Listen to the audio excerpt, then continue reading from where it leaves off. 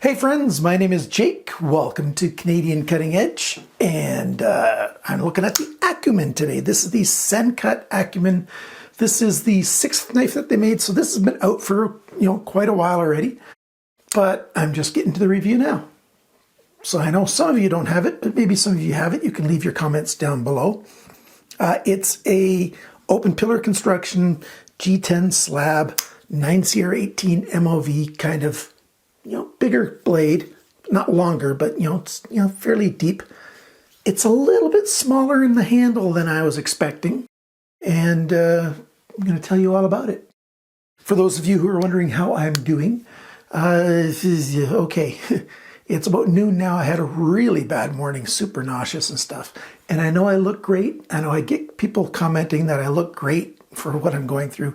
Yeah, I'm kind of used to that. I started having chronic pain at puberty, when I was 11, 12 years old, and throughout my whole life. So I know how to put on a nice mask and sound like I'm doing just fine when actually it's not all that good. But hey, who knows? I'm planning by the end of April to be down to 0, maybe a little bit sooner than the end of April. That is 0 painkillers for, that I'm weaning off of. And we'll see what happens. We will. Hopefully it'll be a little sooner than the end of April. But thank you for those of you who are concerned and care about me. I appreciate that very, very much. Now, this price on this thing, I'll go over just before I go to the tabletop view. At White Mountain Knives, $46.99. Oh, it only comes in a black wash blade, but the handle scale's 4 different colors. You save 10% at coupon code CC with coupon code CCE at White Mountain Knives, and that equals $42.29 US, which is right around 57 Canadian dollars today on the day I'm recording this. If you're in Canada and you want to buy this knife, it's $65.99 Canadian. So 66 Canadian versus 57 Canadian if you buy it at White Mountain Knives with the discount. So you decide. A knife like this with a flipper, it's probably smarter to buy it within Canada if you're a Canadian. But for the rest of you, I'll leave links down below and even other links for different stores that have them. And just check down below so that you can get one for yourself if you want one. So let's go to the tabletop view and take a good close look at this thing. Let's begin with our size comparison. I haven't done it for the last couple of videos. Now, where did I put my Ontario Rat? Here it is. There's my fingerprints all over it. My Ontario Rat 1. Line up those pivot pins. Clearly, it's a smaller knife. You can see how much deeper the blade is this way, but it's a shorter knife.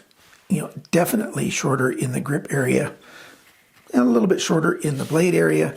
The cutting edge length, it's not that much shorter. Line up the tip to the heel of the blade here, but it's definitely, a smaller knife. Like I said, 9CR18 MOV right there. A lot of people say that's, 440C. It's not. 440C is a more complex steel than 9CR18 is, but it's close in some ways, in a number of ways. So I don't consider it as good as 440C, but it's pretty good. And I'm totally happy with it as a budget steel. We've got no jipping on the spine. We've got a slight chamfer coming all the way down. Drop point blade, nice big belly, full flat grind, oval hole up there. Sharpener's choil, it comes out pretty much as far as it needs to, but it doesn't go up into the blade very far, which means you'll only sharpen this knife several times, depending on how aggressive you are. Could be many more times. But you're not going to remove a lot of steel before you end that sharpener's choil. And then you got to make that sharpener's choil bigger, and then it'll no longer be black there. And so it'll be at a big shiny spot when you have to do that. So I wish that sharpener's choil went up into, this area a little bit more. It's okay. That's the badging on this side. On this side, we've got Sencut right on the bevel. I don't prefer it on the bevel, but this one really doesn't have any other spot you could put it. On the main bevel, that is.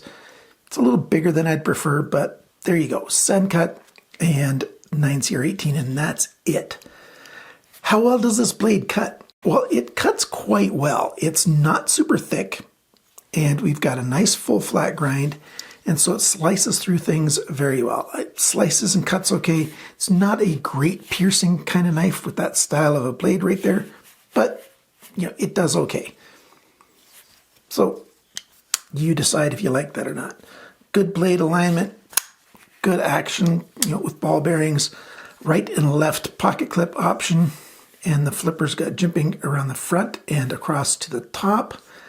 It's easy to get on there, so even if you're just pulling mostly from the top, just a little bit over the edge, works quite well. You can also use the hole to flick it out as well. So that's just fine too. And it works okay, right or left-handed, if I do it properly. So that's good. Functionally, it's pretty good. We've got a stop pin showing off right there, and that's one thing that I find odd about this knife. Black hardware, black screws, black liners, but the stop pins, focus. There we go. The stop pins right there, and it's, you know, just silver steel color. And these body pins and the lanyard pin, that's all just silver as well. Why? Why not make all of that stuff black? I really think they should have just made all that stuff black. Anyhow, the G10 is rounded. It's not just a flat chamfer, it's rounded everywhere, so the G10's fairly comfortable. And, you know, everything looks quite nice. The liners are rounded as well. There's no sharp spots on them. Pocket clip, you know, it's got that black coating on it. We do have T6 screws there, and we've got T8 everywhere else. You know, it's functional. It's a decent pocket clip. Let's get that pocket and show. Let's see how that looks going into the pocket. Climbs over just fine. It's got a little flat section on the top, and then it hides in there quite well. So not bad. I'm using my new lens on here, and I'm surprised that the focus is as slow as it is. You know, it looks really nice and crisp, the image does, but it's focusing more slowly than I thought it should. There might be some things I need to optimize on the camera to get it to focus quickly. I'll try to stay down here for it. So the overall shape and everything of this thing, it's okay. I really wish this thing had a forward finger choil, because if it did, I'd put my middle finger in there, and then that would be very comfortable, very user-friendly, even more so than it is. Back here, I just barely get my pinky finger on here. Now my hands are just barely into the extra large range. So basically I got large hands, men's large hands.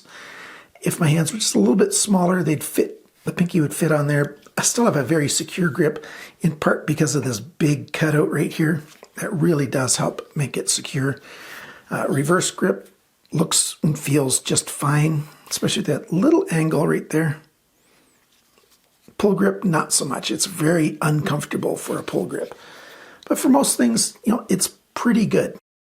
Lockup, it's hard to get a good picture in black with this, but the lockup's quite nice. We've got enough of a cutaway on this side to get at the side of that liner. We've got that side jimping going on. Easy enough to get in there and push it to the side and then close the knife. So that works just fine. And works fine in either hand. So no problems there. We got ball bearings in there. I'll take it apart and show you that. Lock up, no blade play. Well, right now it's got a little bit of side to side. I think I've loosened it up as I used it. But initially it did not have side to side play, and nothing up and down. Lockup's quite nice. And I showed you the alignment before. It's quite nice. Let's take this thing apart and I'll show you how it's constructed. Like all other Sencuts, you might need 2 screwdrivers because it does not have a D-shaped pin, and depending, you might have to use 2 drivers to get it apart. Let's see. Nope, only 1 driver to get this apart, so you don't need 2 screwdrivers. And I'll just finish taking it apart and show you how it looks. Okay, I've left that dust and dirt and stuff in here. You know, in part to show you, yes, I do test my knives. I carry them and I play with them and I test them out thoroughly.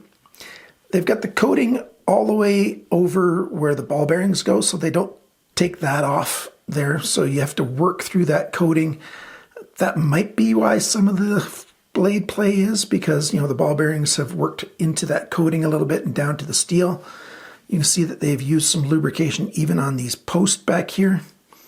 And, you know, they're nice wide flanges on there.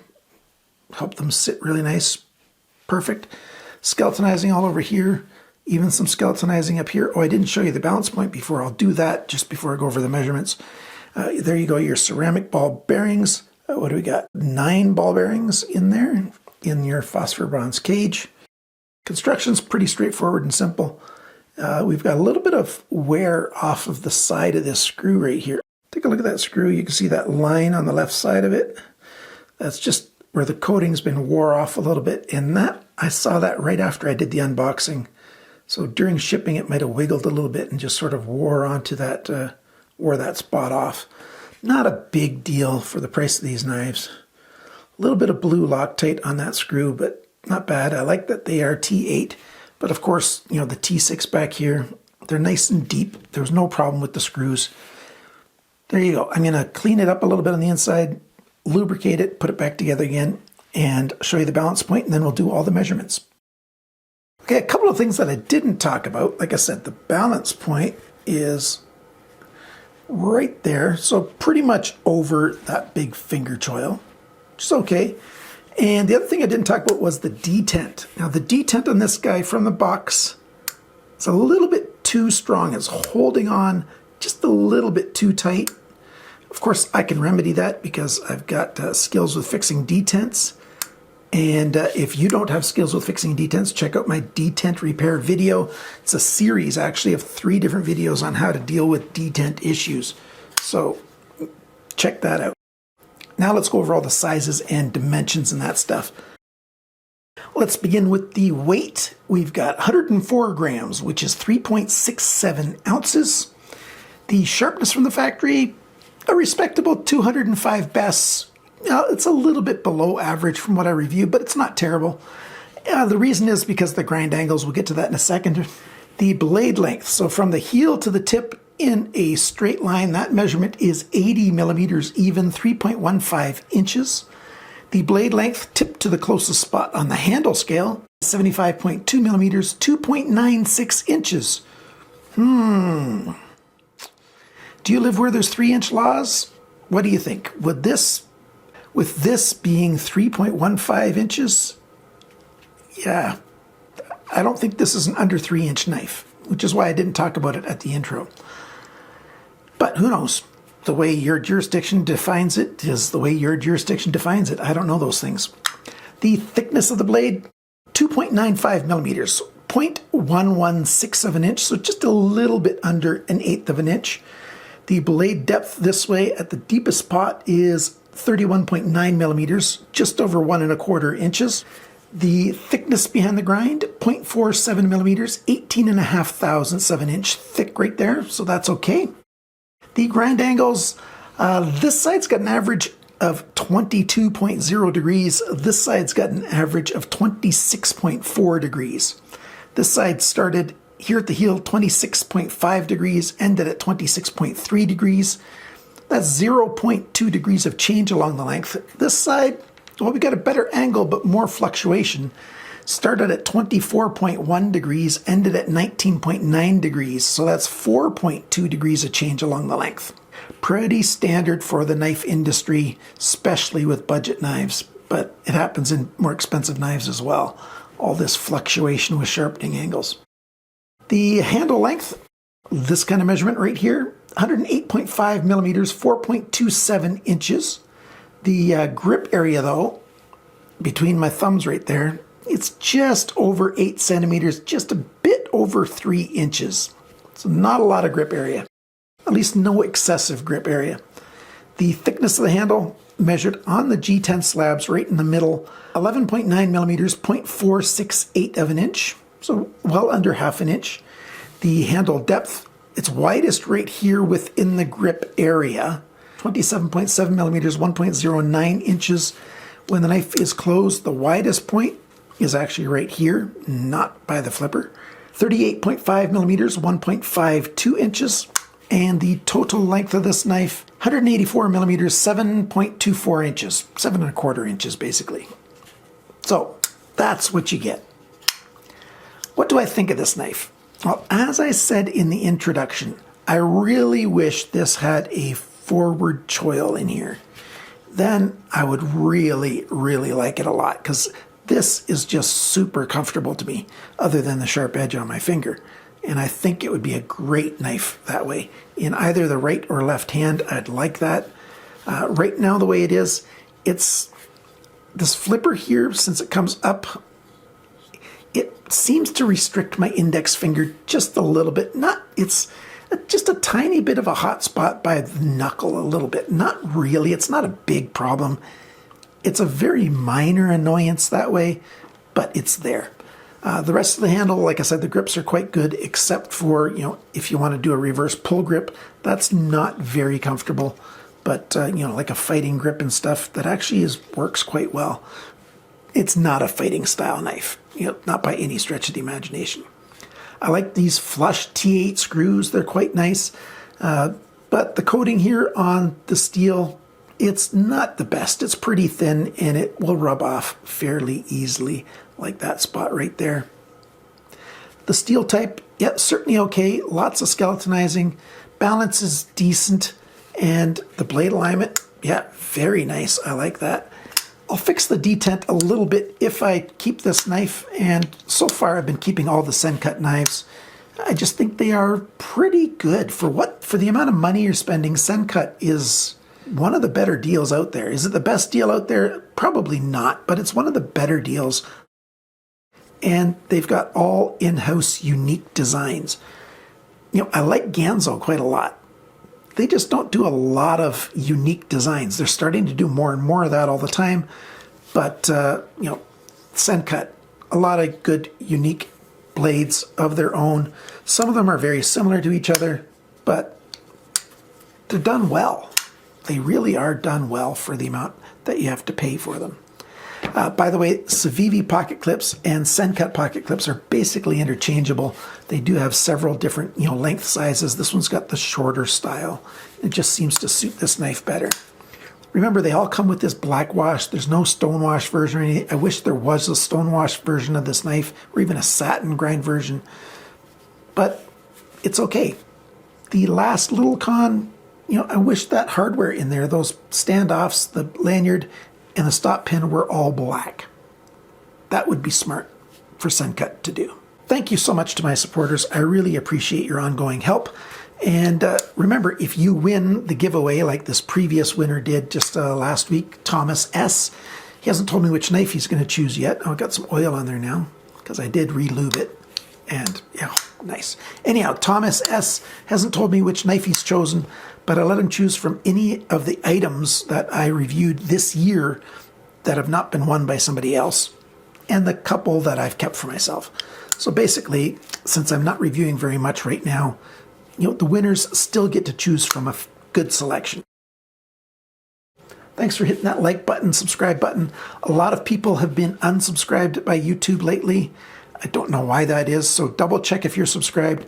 The button is in black now. YouTube changed it to black, so it's not the red button down below, it's a black button.